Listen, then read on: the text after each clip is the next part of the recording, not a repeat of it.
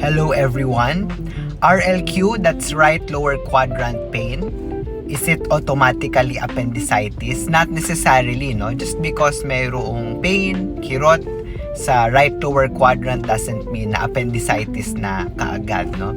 Actually, ang acute appendicitis po, it has a pattern, no, of the pain development. Of course, hindi po lahat ng appendicitis ay may ganitong pattern, but usually, nagsisimula po sa generalized abdominal pain, meaning the pain is nasa buong tiyan. It's hard to pinpoint sa simula.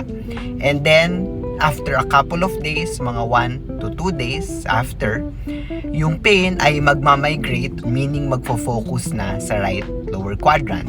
And aside from the pain, there can be other symptoms. You can have fever.